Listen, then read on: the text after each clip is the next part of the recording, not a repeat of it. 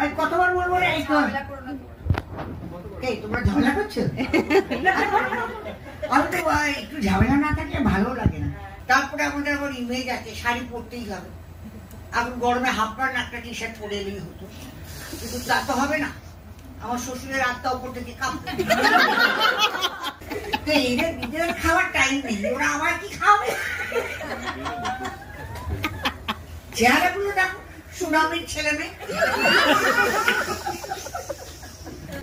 আর ওদেরও বলেছি, তোদের মধ্যে যদি একটু কিছু মনে হবে রোজ ঝগড়া হচ্ছে, তোরাও আলাদা থাকবি, ডেট করবি আর একসঙ্গে থাকবি। এই তো শাড়ি এবং ভাব কার সাথে বেশি জমলো, ছেলে না ছেলের বউ? আমি একটু চালাক আছি, এদিকে অত বোকা নই। ছেলের বউয়ের সঙ্গে আমার বেশি ভাবে। ছেলে তো থাকবেই, বউ তো সব ছেড়ে টেরে আসে না। এরা মা বাবা ছেড়ে আমার কাছে আসে। এখন যদি এদের আমি রিশওয়াত যাকে বলে, যেটা আমরা সবাই নিই, দিয়ে আপন না করতে পারি, তাহলে খুব মুশকিল হবে পরে। কে দেখবে আমাদের?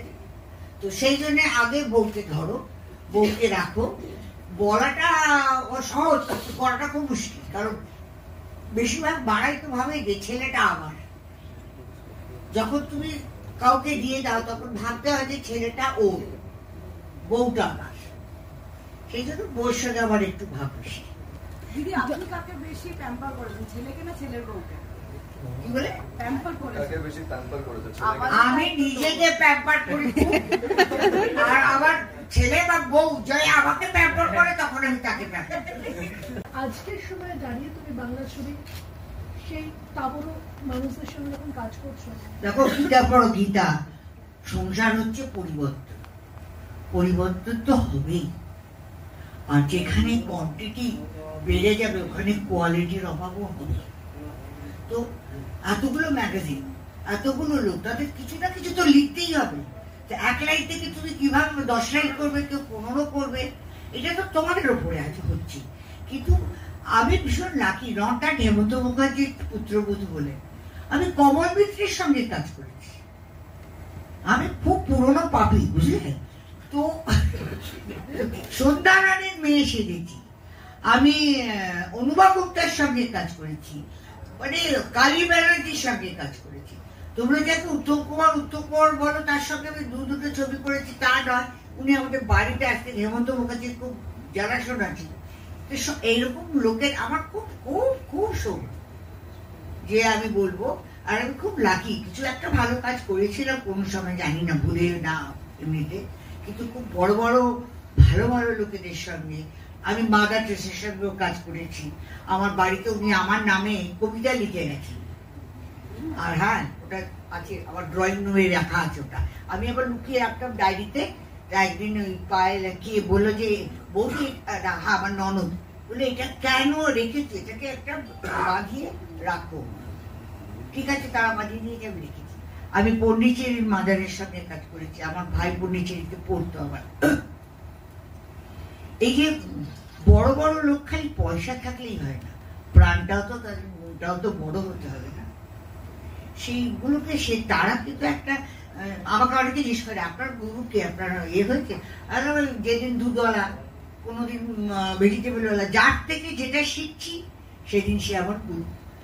আর আসল গুরু হচ্ছে আমার বাবা আর আমার মা।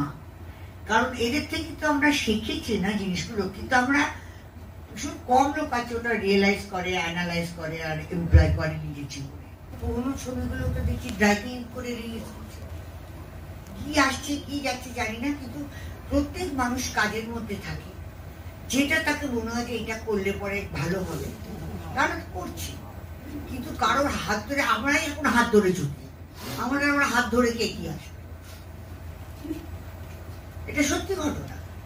হিল পড়লে ভয় লাগে যদি পড়ে ওপর নিচ করতে গেলে মনে হয় বাবা আগে ধর আমার হাত, এরকম মনে হয়। তারপরে আমাদের আবার ইমেজ আছে, শাড়ি পরতেই হবে। এখন গরমে হাফ প্যান্ট একটা টি শার্ট পরে এলেই হতো, কিন্তু তা তো হবে না। আমার শ্বশুরের আত্মা উপর থেকে কাঁপতে,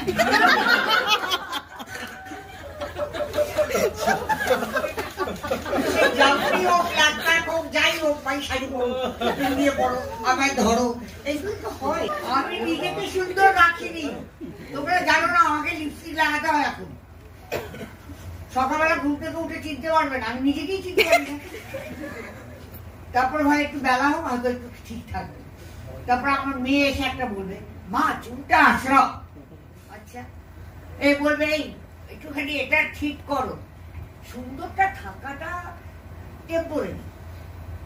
তোমার আমার যাই হোক, সৌন্দর্য তো টেম্পোরারি, চোখে মনে। আসলে ভেতরটাকে সুন্দর রাখতে ভীষণ কষ্ট। কত লোককে ক্ষমা করতে হয়, কত লোকের সঙ্গে মানিয়ে চলতে হয়। করার জায়গা ছিল বা কোনো একটা জায়গা যেখানে আপনি ইমোশনাল হয়েছেন?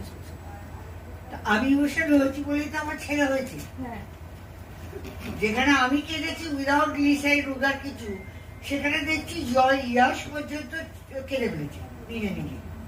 আবার ও একটা সিন করেছে, একটা বাস স্টপের। আমি এটা ভাবতে পারিনি, আমি নিজেকে খুব ভালো অ্যাক্ট্রেস মনে করি। আমি বুঝতে পারিনি যে ইয়াশও আত্মীকে ফাটিয়ে দিয়েছে। ওই সিনটা was really surprise for me. মৌসুমীদি, আপনাকে কি নুসরাত বাড়িতে নিমন্ত্রণ করলো? ইয়াশ নুসরাত বাড়িতে নিমন্ত্রণ করে কি খাওয়ালো, কেমন কাটলো? মানে শুটিং এর মাঝখানে নিশ্চয়ই বাড়িতে যাওয়া হয়েছে। হ্যাঁ, আমরা তো প্রচুর টাইম নিয়ে আসি, আর এদের কাছেও প্রচুর টাইম। ওরা এত সাহায্য করো না সব, তো এদের নিজের খাওয়ার টাইম নেই, ওরা আবার কি খাবে? চেহারাগুলো দেখো, সুনামের ছেলে মেয়ে। এই দুজনের মধ্যে কে বেশি ডায়েট করে মানে এমনি সময়? কেন, আপনি কি ডায়েটিশিয়ান? জিজ্ঞেস করছি, ইয়াশ এবং নুসরাত ছেলে ছেলের বউ কে বেশি করে? আমি তো থাকি না না ওদের সঙ্গে, আমি না, স্মার্ট মা, আমি আলাদা করে দিয়েছি। আর ওদেরও বলেছি, তোদের মধ্যে যদি একটু কিছু মনে হবে রোজ ঝগড়া হচ্ছে, তোরাও আলাদা থাকবি, ডেট করবি আর একসঙ্গে থাকবি। এত সুন্দর সুন্দর টিপস আপনি দেন, আমি দেখলাম কিভাবে দাম্পত্য ভাবে যে সুন্দর ডেট করে না। খুব রোমান্টিক মানুষ বোধ হয় বাস্তবে মৌসুমী চ্যাটার্জি। প্রত্যেক ক্রিয়েটিভ লোকই কিন্তু রোমান্টিক হয়। রোমান্টিক হচ্ছে একটা সৃষ্টি। তুমি দেখো না ব্রহ্মাজি কেমন বুড়ো হয়ে গেছে, সব কটা ঠাকুরই আমি থাকে কি। ব্রহ্মাজি কিন্তু দাড়ি সাদা, চুল সাদা, কারণ ও সবাইকেই তথাস্তু করছে। আরে কোথাও তো গিয়ে ব্রেক দিবি, ও যে দানব, যে ওষুধ যা চাইছে বর তপস্যা করতে বলছে, কি চাই একটা বরদান দিলাম। তারপরে সব দৌড়চ্ছে শঙ্করের পেছনে, কৃষ্ণর পেছনে, নারায়ণের পেছনে, তারা আবার প্রবলেম সলভ করছে। মানে এটা আছে, যারা রোমান্টিক হবে, যারা অন্যের দুঃখ বুঝতে পারবে, তাদের ভ্রমণে একটা আশীর্বাদ আছে। কিন্তু তারা না ম্যাচিওর হয়ে যায় বেশি তাড়াতাড়ি, বয়সের আগে বুঝতে পেরে যায় তো কে কি করছে, কে কার কি চাই। হয়তো দেখায় না, কিন্তু বুঝতে পেরে যায়। আমার শ্বশুরবাসী বলতেন, হেমন্ত মুখোপাধ্যায় বলতেন, গরিব হওয়াও ভালো, বয়স হওয়া ভালো না। বিকজ গরিবদের নেই তা কি করবে, তারা ক্রেভ করে। কিন্তু বয়স হয়ে গেলে থাকলেও তাদের বোঝা, তাদেরকে আন্ডারস্ট্যান্ডিং করা, তাদের জন্য কিছু করা কোথায় পায়? লোক তো পায় না। তুমি দুটো নার্স রাখো বা দুটো লোক রাখো, তারা করবে না। বাড়ির লোক 2 দিন 4 দিন দেখবে, তারপরে তারা করবে না। আর তোমরা তো সবাই জানো হাসপাতালে কি ছিড়ি হয়, জানি না জানি কি। আমার কাছে ওটা একটা আলাদা ওয়ার্ল্ড। হাসপাতাল, hotel business, this are all different world. যারা ওখানে কাজ করে থাকে তারা জানে। দিদি, আপনাকে যেটা আমরা ট্রেলারে দেখছি, বাইরে গিয়ে ছেলের সঙ্গে আইসক্রিম খাওয়া, ঘোরা, এগুলো করা হয়, এগুলো সত্যি আমরা আমাদের মা বাবাদের সময়টা দিতে পারি না চাইলেও। এটা আমরা দেখছিলাম, উচিত দেওয়া, কেন হবে না? প্রত্যেক মানুষের ভেতরে একটা ছোট বাচ্চা থাকে, শরীরটা বড় হয়ে যায়। আমি আশা করি এখনকার কলকাতার লোকেরা আপনি বলে খুব খেপে যায়, ভাবে বোধহয় পর করে দিচ্ছি। তুমি বলছি ভাই, তোমাদের মধ্যে একটা এরকম হয় কি বড় হয়ে গেছি, কিন্তু তোমার 10 বছর বয়সে তুমি যা যা ঘটনা বা মেমোরিজটা আছে মনে থাকে, কিন্তু ওই 10 বছরের ফ্রকটা বা প্যান্টটা তো আর এখন গায়ে লাগবে না। তো বাচ্চাটা জীবিতই থাকে, ওকে জীবিত রাখার জন্য নিজেকে জীবিত রাখতে হয়। এটা কখনো শেষ হয় না। তুমি টাকা পয়সা, বাড়ি গাড়ি সব টেম্পোরারি থাকবে, কিন্তু এইটাই আমার ধারণা। আর মনে হয় যে তোমরা চাও যে মা 60 বছর হয়েছে 70 পর্যন্ত বাঁচুক, 70 হয়েছে 80 পর্যন্ত বাঁচুক। এরা গ্রো করতে পারে না আনলেস বাচ্চারা তাদেরকে সেই কি বলবো সাপোর্ট করে বা সাহারা করে বা ভরসা দেয় যে আমি আছি। কারণ বাচ্চারা তো ধরো কাপড় জামা খারাপ করে ফেললো, এটা করে ফেললো, আমরা চেঁচালাম, বললাম। মা বাবারা যদি ওটা করে ফেলে তখন বাচ্চারা যে হিসেবে, আমি নিজের চোখে দেখেছি, এত দুর্ব্যবহার করে যেন মনে হচ্ছে যেন ওদেরকে করার রাস্তানাবুদ করার জন্য এটা করে ফেলেছে। ওরা বোঝে না যে মা বাবা মোর এম্বারাস দেন ছেলে মেয়েদের কাছে। তো সেই জিনিসটা আরিতে আছে। আর এটা আমি জানি না, এটা একটা মিরাকল বলতে পারো যে আমাদের যে চয়েসটা হয়েছে না, একটা কেমিস্ট্রি আমার আর ওর মধ্যে একদম। চলেছে। আর চলেছে এই জন্য কারণ নুসরাত সেই জায়গাটা ছেড়ে দিয়েছে। নুসরাত জানে যে আমি একটু দূরে সরে যাই, এদেরকে এটা দরকার এই ছবিতে। এরকম দেখলে খালি সেজে গুজে রূপ নেই, ওর বুদ্ধিও আছে। তো এরকম, তো ও সেটা জানে। আর যে ডাইরেক্টর সেও জানে। আর এই আমার ক্যামেরাম্যানটাকে মিস করছি, চিন্টু না, তার নাম? হ্যাঁ, এখানে এই হোল ইউনিটটাকে আমার মনে হচ্ছে যেন সব আমার বাড়ির মেম্বার। কারণ নতুন নতুন ছেলেমেয়েরা এসছে, তারা তো কায়দা করতে ব্যস্ত। একটা ভোট নিয়ে, একটা পেন নিয়ে, একটা এই নিয়ে দাঁড়িয়ে থাকে। তাদের বলতে হয় এটা করো, করছে না কেন, পরে আমার গালাগালি দেবে, তাতে আর কি আছে। কিন্তু তারা তো শিখবে না, জানবে। একটা ছবি, ভালো ছবি একজন মানুষ বানাতে পারে না, একজন মানুষকে তুমি পুরো ক্রেডিটও দিতে পারবে না। এটা একটা চেন সবার মধ্যে। তো আমি এই আরি ছবিটাতে এতদিন ভাগে, এটা আমার সৌভাগ্য যে আমি এই ছবিটা এই এজে পেয়েছি। এই যে বাংলা সিনেমাতে এই যে পুরনো অভিনেত্রীরা আবার ফিরে আসছে অনেক বছর বাদে, সেটা তোমার কাছে কেমন লাগছে? কিছু লোকের কাছে ওরা পুরনো, আর কিছু লোকের কাছে ওরা আবার ফিরে আসছে। বুঝতে পেরেছো? আর্টিস্ট কখনো পুরনো হয় না, নতুনও হয় না। কারণ তুমি চরিত্র, একটা চরিত্র করছো, ভালোবেসে করছো।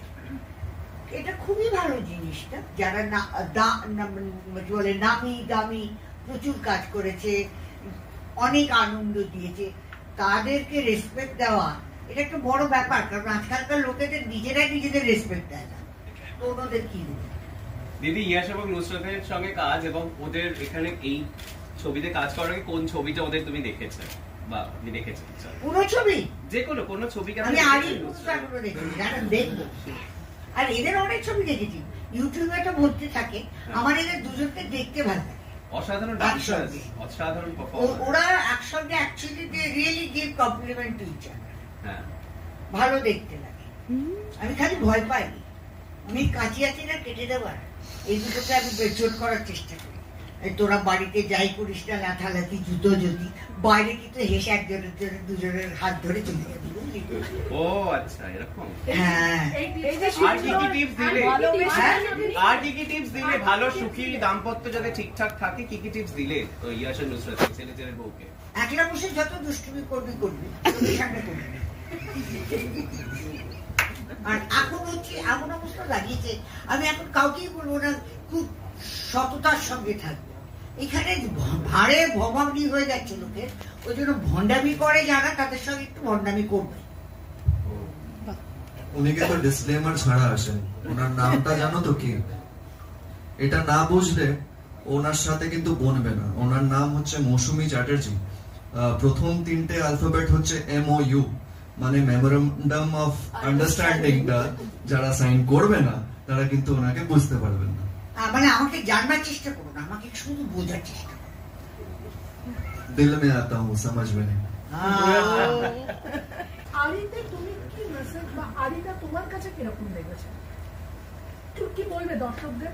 আমি এটাই বলবো, মা যখন জন্ম দেয় সন্তানকে না, তখন মাকে কেউ বলতে আসে না যে কেরম করে রাখবে, কেরম করে ধরবে, কেরম করে চান করবে, কিছু লোক দেখিয়ে দেয়। কিন্তু যখন মা বাবার বয়স হয়ে যায়, অনেকেই চায় তারা মাথার উপরে থাকবে, কিন্তু তারা ছেলে মেয়েদের যত্ন না পেলে বাঁচতে পারবে না। তাদের যদি না বোঝো তুমি, তাহলে বাঁচতে পারবে না। কারণ এটা খুব স্বাভাবিক যে বাচ্চা হয়, মা তার টানে যায়, মা তাকে দেখে ঘুমিয়েছে কিনা, খেয়েছে কিনা, তার কি চাই। যখন বয়স হয়ে যায় না, সে বাচ্চাদের কাছে সেটা দেখবার টাইম নেই। এই ছবিতে যারা দেখবে সেটা রিয়েলাইজ